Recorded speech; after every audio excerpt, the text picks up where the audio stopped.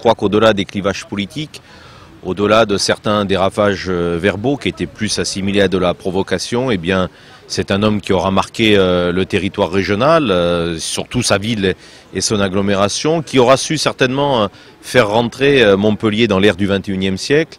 C'était un homme visionnaire, doté d'une redoutable intelligence et qui savait parfois dépasser sur des grands dossiers les clivages politiques, les frontières administratives, pour passer et penser à la bonne dimension. Sa devise, les pieds dans la glèbe et les yeux vers les étoiles, me semble tout à fait correspondre au parcours de cet homme qui a été un homme utilisant toute son énergie au service de causes généreuses, au service aussi des gens, en essayant d'être leur porte-parole.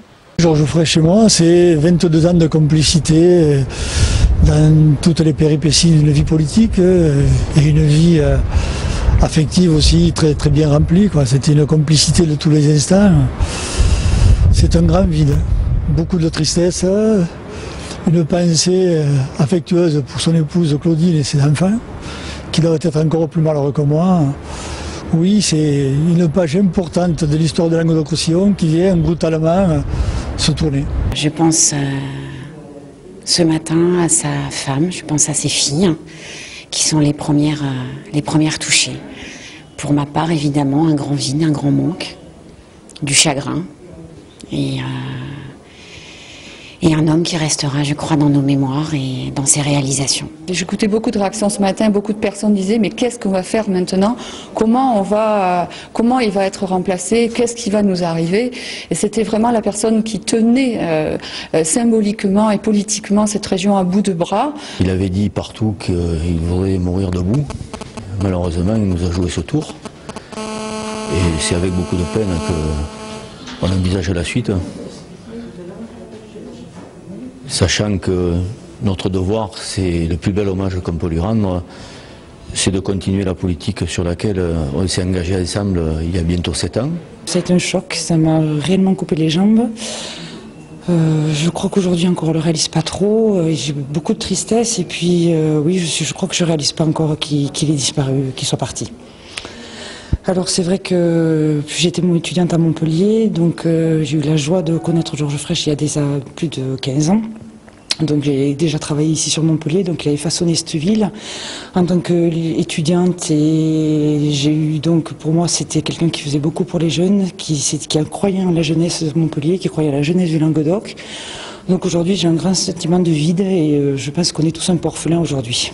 C'est un pédagogue, c'est un enseignant et en même temps un homme déterminé qui jouait toujours la carte de l'excellence. Je trouve que je connaissais le président bien avant de faire un mandat avec lui.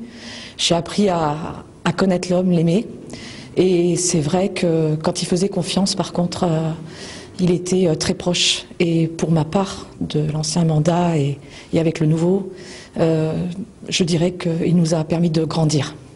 Ça fait 30 ans que j'accompagne cet homme dans la transformation de Montpellier, dans la transformation du Languedoc-Roussillon. Et ce qui m'est arrivé hier est une douleur profonde.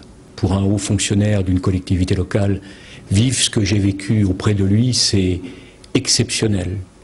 Et vous remarquerez que la plupart de ses collaborateurs lui sont fidèles. Cet homme qu'on dit bourru, difficile, il est hyper attachant, hyper affectueux, et les gens lui sont fidèles. Les gens aiment Georges Frêche. Il était profondément socialiste et je crois qu'il n'avait jamais rompu les ponts avec le premier qu'il avait mis, disons, sur la touche, c'était François Hollande. Et François Hollande venait régulièrement et reconnaissait le talent de cet homme.